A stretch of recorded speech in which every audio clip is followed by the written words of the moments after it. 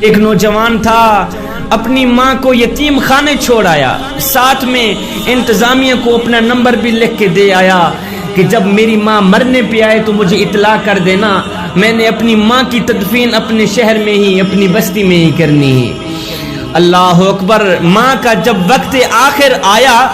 تو انتظامیہ نے فون کیا، نوجوان میاں آ اپنی ماں کو اٹھا کے لے جا، ماں کا وقت آخر آ گیا ہے، تو نے کہا تھا میں نے اپنی ماں کی تدفین اپنے شہر میں ہی کرنی ہے۔ تو نوجوان آیا، اس نے اپنی ماں کو اٹھایا، اللہ اکبر، لے کر جا ہی رہا تھا تو ماں بول پڑی، کہنے لگی بیٹا میری آخر میں ایک خواہش ہے، یہ پوری کر دینا۔ بیٹے نے کہا جی جی اماں جی بولیے۔ کہنے لگا بیٹا یہ جو یتیم خانہ ہے نا، جس کے اندر میں نے کافی دن گزارے ہیں، یتیم خانے کے کچھ پنکھے خراب ہیں جو چلتے نہیں، ہوا نہیں دیتے، پنکھے خراب ہیں، اگر ہو سکے تو میرے مرنے کے بعد یہ پنکھے صحیح کرا دینا۔ بیٹے نے کہا اماں جی تو مر رہی ہے، تیرا تو وقت آخر آ گیا ہے، اب میں پنکھے ٹھیک کرا بھی دوں تو تجھے کیا فائدہ ملے گا؟ ماں نے کہا بیٹا مجھے پنکھے اپنے لیے نہیں چاہیے، میں تو ڈرتی ہوں کہ کل جب تو بوڑھا ہوگا، تیری اولاد جوان ہوگی، تو کہیں ایسا نہ ہو کہ تیری اولاد تجھے اسی یتیم خانے میں آ کے چھوڑ جائے، شدت کی گرمی میں تو کمرے کے اندر پڑا رہے،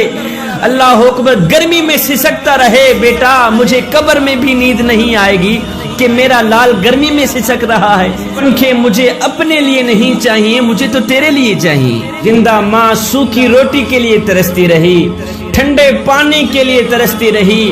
آج جب مری ہے تو نمبردار بیٹے نے آرڈر دے دیا ہے کہ میری ماں کی کلخانی پر کم از کم 50 دیگیں پکنی چاہیے، اور نادان کاش کہ اپنی زندہ ماں کے منہ میں روٹی کا ٹکڑا ڈال دیتا،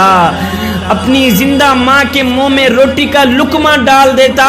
ماں بھی راضی ہو جاتی، اللہ بھی راضی ہو جاتا، اس کا رسول بھی راضی ہو جاتا۔ صحابہ نے پوچھا یا رسول اللہ اگر دنیا میں دیکھنا ہو کہ کون سا شخص جنتی ہے کون سا شخص جہنمی ہے تو شناخت کیسے کریں؟ میرے کریم نبی نے فرمایا صحابہ جس شخص پہ اس کے والدین راضی ہیں تو سمجھ لینا یہ شخص جنتی ہے، اور دیکھ لینا جس شخص پہ اس کے والدین ناراض ہیں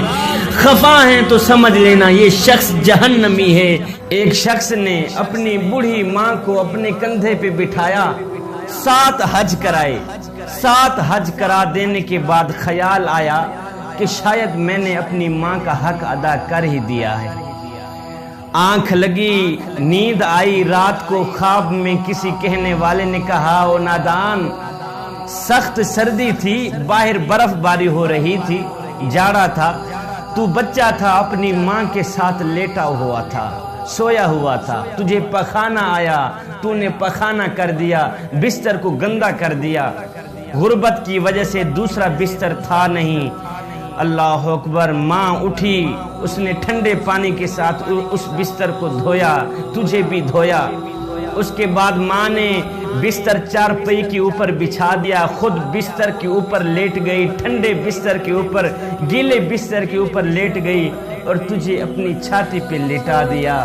اور نادان تو کہتا ہے کہ 7 حج کرا کے میں نے اپنی ماں کا حق ادا کر دیا ہے، اور نادان تو ابھی اسی رات کا حق ادا بھی نہیں کر سکا۔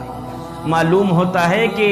والدین کی جتنی بھی خدمت کی جائے، جتنی بھی خدمت کی جائے کم ہے۔ خوش قسمت ہیں وہ لوگ، خوش بخت ہیں وہ لوگ جو اپنے والدین کی خدمت کر کے، جو ماں باپ کی خدمت کر کے اللہ کو راضی کر لیتے ہیں۔ وہ میرے ایک بھائی ہیں، محبت کرنے والوں میں سے ہیں، ان کا نام تفاخر لطیف ہے، اسپین میں ان کا اپنا کاروبار ہے۔ وہ مجھے جب بھی کال کرتے ہیں یا میسج کرتے ہیں تو ایک ہی بات کہتے ہیں، شاہ جی اللہ کا دیا سب کچھ ہے، اللہ نے عزت بھی دی ہے، اللہ نے رزق بھی دیا ہے، اللہ کا دیا سب کچھ ہے، نہیں ہے تو ماں نہیں ہے، نہیں ہے تو ماں نہیں ہے۔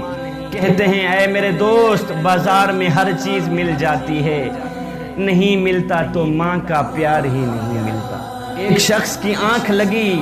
نیند آئی، خواب میں اس نے اللہ کے ولی کو دیکھا کہ اس کی داڑھی یاقوت اور جواہرات سے چمک رہی ہے اور کستوری کی خوشبو پھیلی ہوئی ہے۔ داڑھی سے کستوری کی خوشبو پھیلی ہوئی ہے. صبح جب آنکھ کھلی تو گیا اللہ کے ولی کے پاس, اس کو جا کر اپنا سارا خواب بیان کیا. تو اس اللہ کے ولی نے کہا میاں تو نے سچ کہا ہے, دراصل کل شام کو میں نے اپنی ماں کے قدم چومے تھے, اسی وجہ سے خوشبو